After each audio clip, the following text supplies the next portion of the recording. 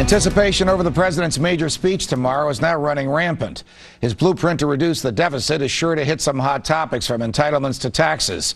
Joining me now with more on what we can expect is Lou Dobbs. Lou, of course, is the host of Lou Dobbs Tonight on the Fox Business Network. Lou, it's a pleasure. Great to be welcome with you, here. What will Lou Dobbs's reaction be if the same president who just signed into law an extension of the Bush-era tax rates now says he wants to raise taxes on everybody who makes more than $200,000 because he thinks that's a way to collect revenue and gin up the economy in a recession? I know it's a loaded question, but I want your answer. I can give it to you rather quickly. It's such a nifty idea. I think I can respond to it rather quickly.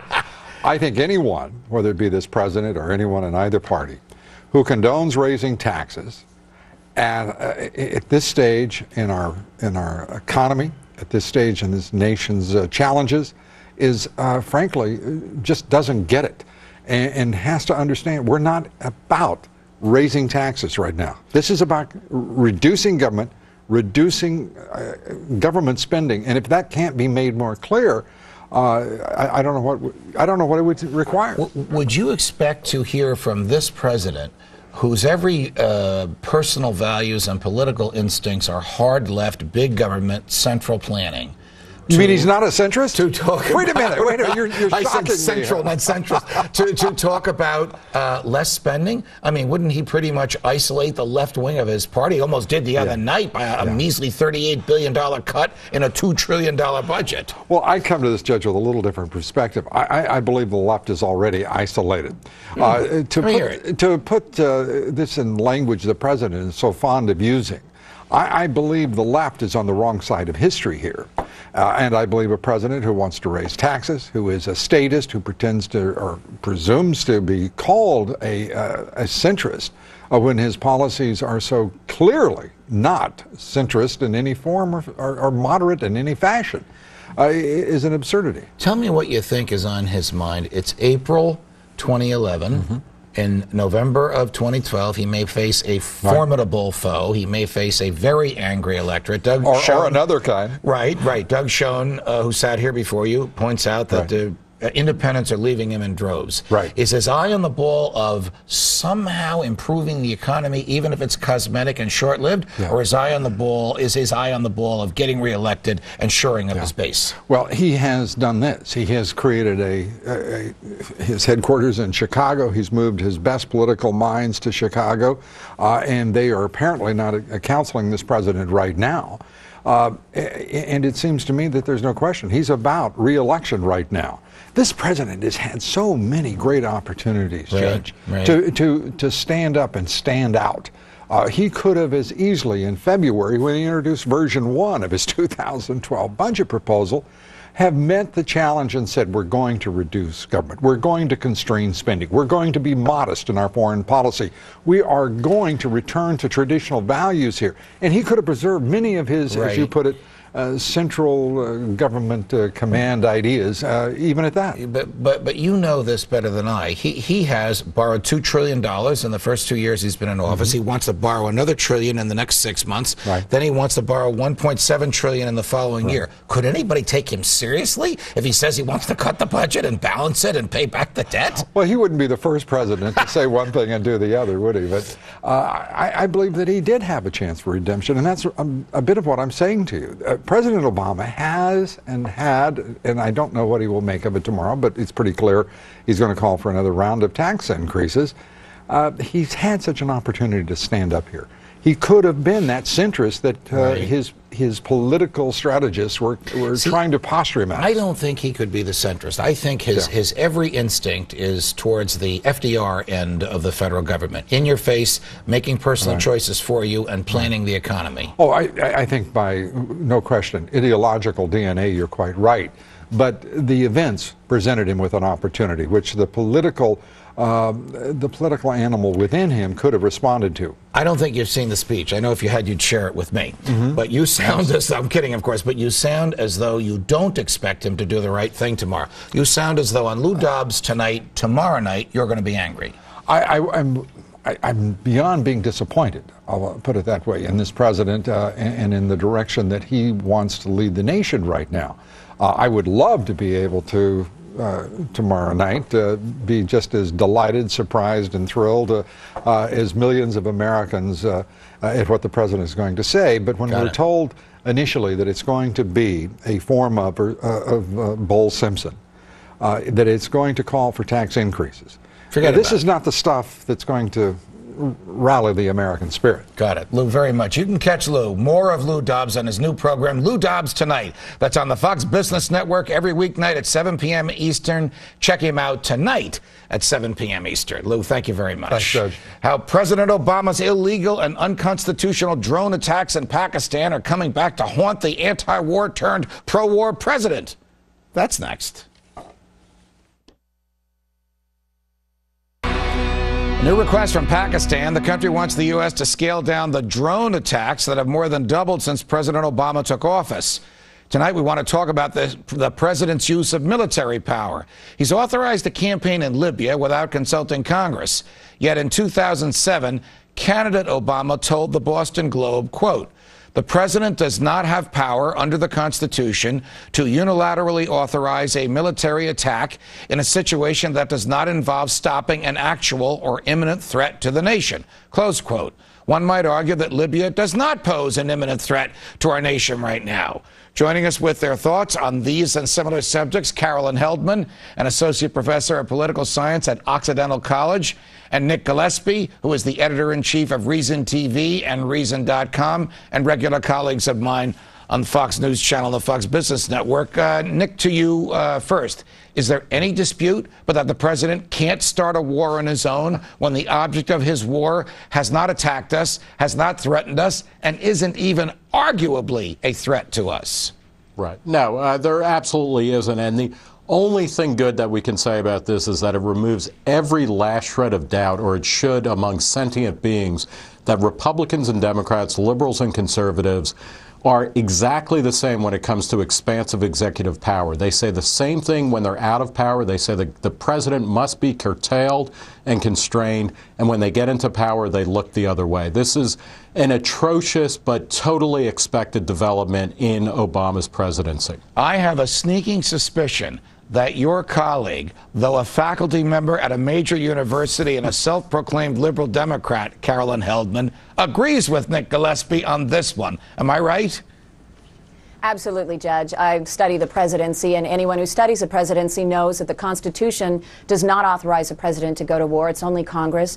And the War Powers Resolution of 1973, as you pointed out, only authorizes the president to use force for 60 days if American lives, property, or U.S. soil is being threatened. That's not the case in Libya. I support the president's libertarian, humanitarian efforts to emancipate the rebels, but he has to do it through Congress. And this expansion of presidential power didn't start with him. It started many decades ago, right. And I would agree with Nick. This is expected at this point. Nick, here's what gets me, and Carolyn, you can jump in on this. Feel free to. What really burns me is the Congress looking the other way. I mean, here he waited for Congress to be on spring break.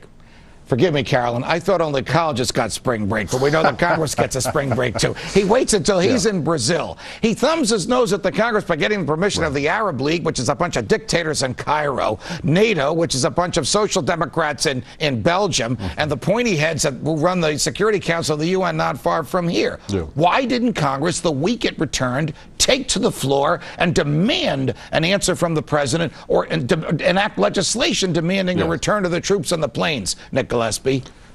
Well, you know, this is actually one of the key problems. I mean, we focus on the executive presidency or the imperial presidency because it's a single person, it's easy to understand, and it's a series of villains going back to, you know, somebody like Woodrow Wilson or Franklin Roosevelt or George W. Bush or Ronald Reagan, you know, who all contravene the Constitution in pursuit of their particular administration's goals.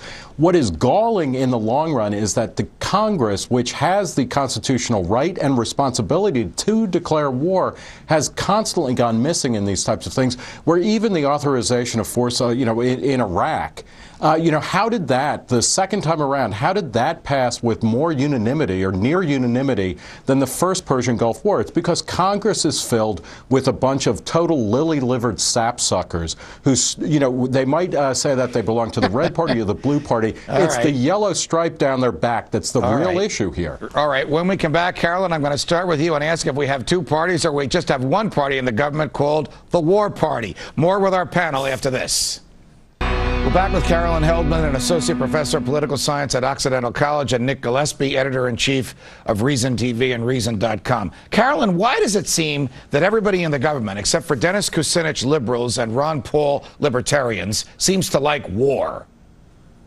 Well, I think that it's difficult to go against public opinion. I actually place the blame in the hands of the American public. We don't have constitutional literacy, and with the rise of mass media, we have given the president an inordinate amount of power to persuade us. And so I think it's very hard for Congress, which has been called the broken branch, to really stand against the president when he wants to push war measures through.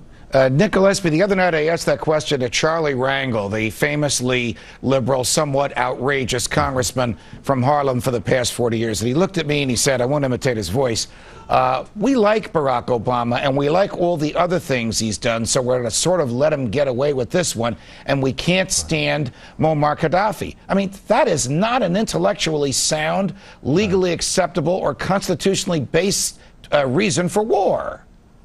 No, it certainly isn't. And, there's no question that the war fever goes back as far as human history. I mean, people, unfortunately, like war, and governments play to that all the time. I think it's true that we should have constitutional literacy, but, these congressmen are not, they're not cripples. They're not blind. They're not deaf. They're not lead-poisoned children or something.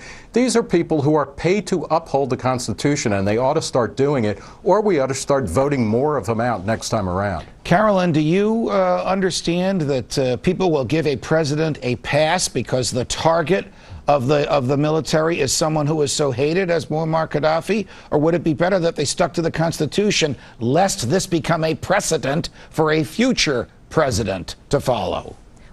Well, I think it has become precedent, and that's a problem. And I think that it's a problem anytime you get away from the Constitution. But unfortunately, we do rally around the flag. We give the president carte blanche during times of crisis. And so if he says it's a crisis, then we tend to rally behind him, or hopefully at some point her. And that's a really big problem when it comes to how our country is supposed to function. It is a really big problem, and I think that every major president in modern times has done this, has expanded the power of the imperial presidency at the expense of the legislative branch. Carolyn Heldman, Nick Gillespie, thank you very much for joining us. My final thoughts on all of this, especially the budget, after this.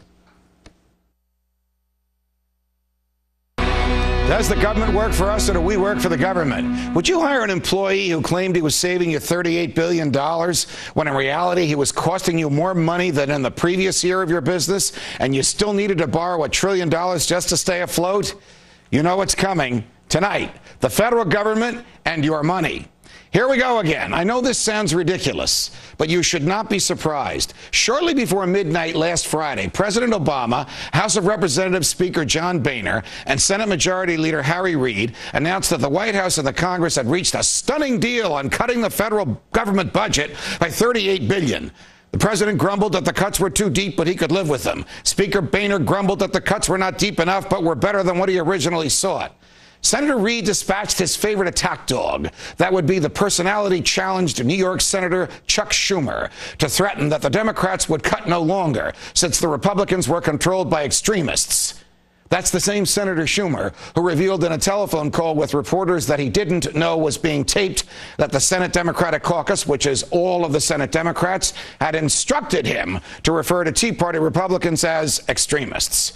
The begrudging joint announcement that a government shutdown had been averted came as a surprise at the last minute.